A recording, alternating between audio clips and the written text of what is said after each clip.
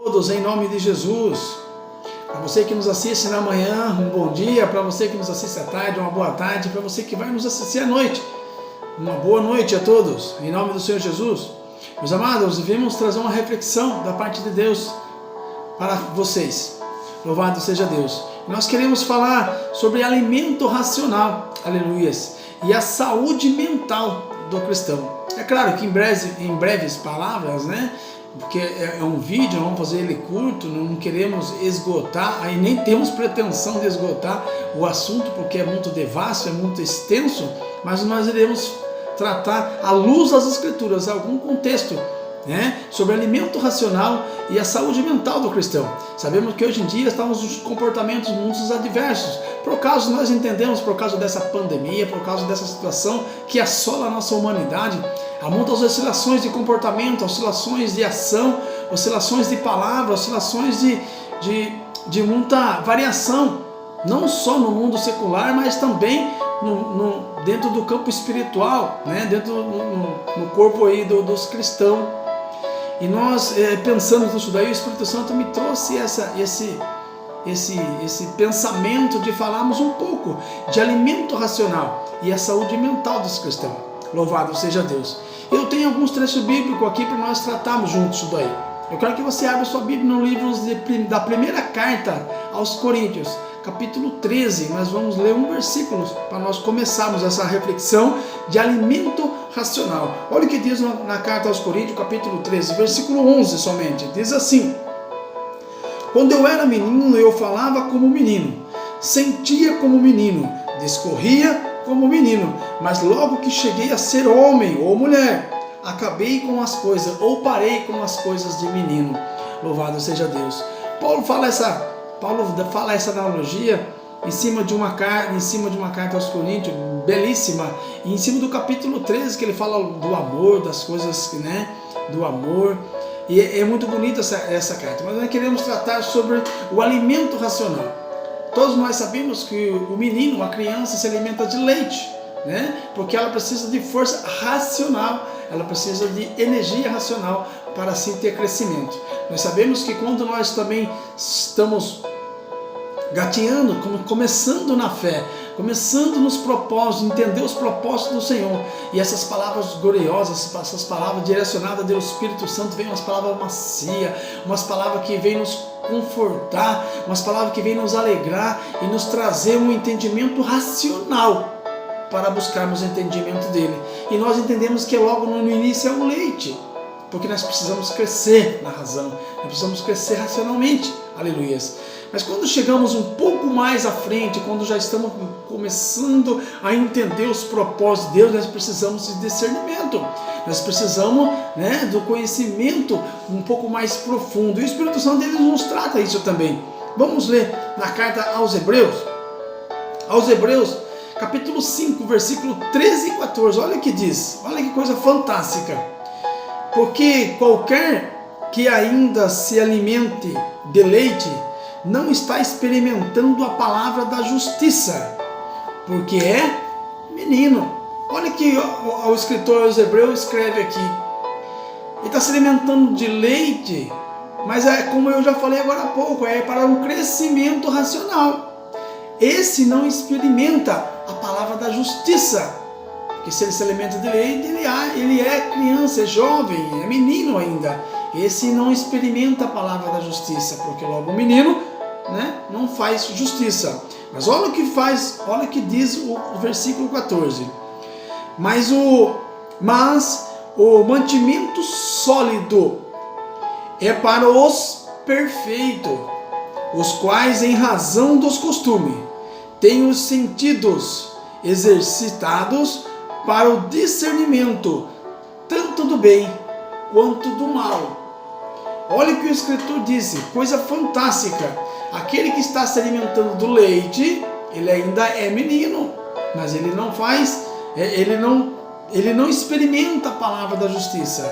Mas esse que passa a se alimentar de um alimento sólido, esse que passa a se alimentar de um alimento mais consistente, esse alimento é para os perfeitos, para aqueles que buscam a perfeição, para aqueles que agora vão começar a praticar a justiça, né? Louvado seja Deus.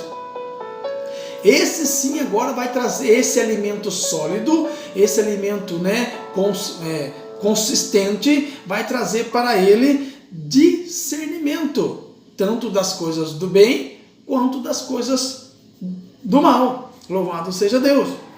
E então nós entendemos, meus amados, que nós, quando já estamos maduros, né, seja lá pouco ou mais ou para menos, nós então buscamos discernimento da parte de Deus. E aí então começamos a degustar, começamos a se alimentar dos alimentos sólidos. E esses alimentos sólidos não é como leite, que vinha por palavras de mimos, por palavras de carícias, por palavras de afeto. Agora esse alimento sólido vem por palavras de confronto, vem por palavra que nos leva ao entendimento de um crescimento de uma pessoa madura.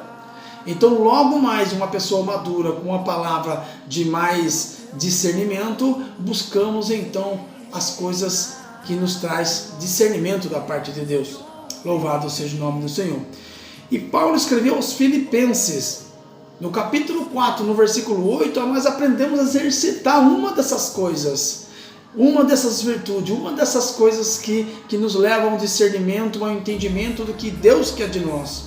Olha o que ele fala, em Filipenses, capítulo 4, versículo 8, ele diz assim, quanto ao mais, irmãos, tudo que é verdadeiro, tudo que é honesto, tudo que é justo, tudo que é puro, tudo que é amável, tudo que é de boa fama, e se há virtude, e se há louvor nisso sim, pensai, nisso sim praticar, mentalizar, porque essas coisas, que tudo que Paulo nos instruiu aqui aos Filipenses, que vai nos levar a discernimento das coisas de Deus, que vai nos levar a um discernimento da vontade do Pai para nossas vidas. Logo, se pensamos assim, logo se agirmos assim, nós vamos buscar discernimento da parte de Deus. E Paulo ainda ele reforça, porque esses que praticam essas coisas, esses que vão agir dessa maneira, então no versículo 6, do mesmo capítulo 4 de Filipenses, ele fala assim, não estejais inquietos por coisa alguma, ante as vossas petições, sejam em tudo conhecidas diante de Deus, pela oração e súplica, com ação e graça.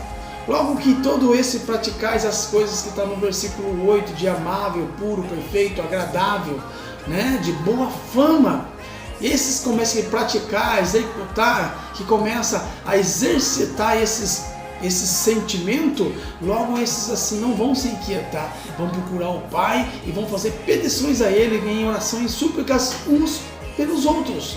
Louvado seja Deus. E é muito louvável isso, segundo Paulo escreve aos Filipenses. E Paulo ele dá um remate aqui bonito no meu entendimento, que eu montei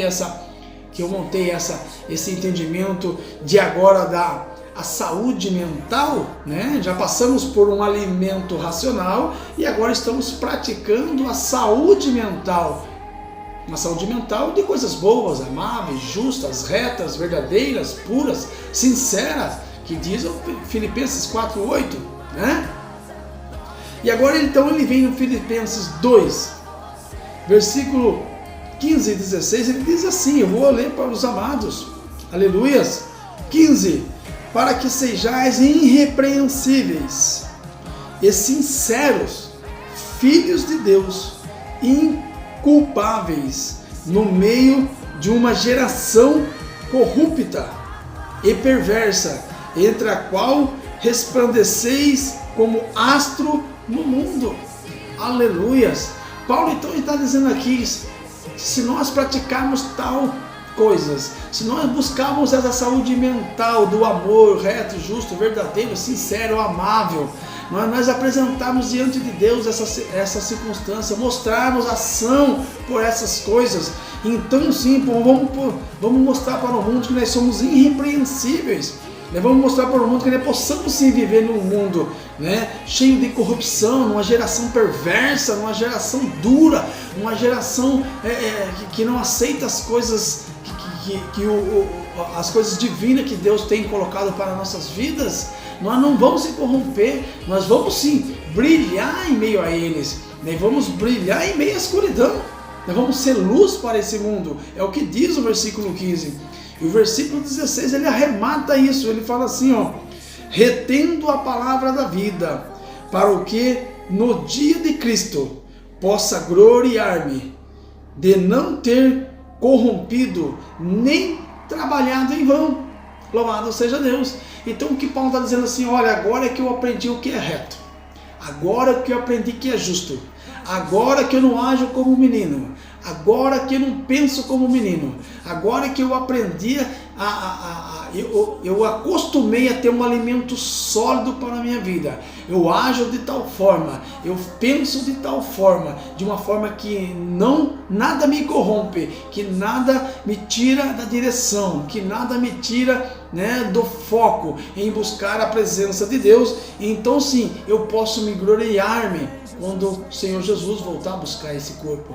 Louvado seja Deus por cada um, louvado seja Deus por cada pessoa, louvado seja Deus por cada cristão que tem entendido o propósito de Deus para a sua vida, que tem entendido o propósito de Deus para o seu ministério. Seu ministério é algo que Deus confiou em deixar em tuas mãos. E Deus, ele está acreditando que você possa trilhar em passos largos rumo à direção da sua perfeição.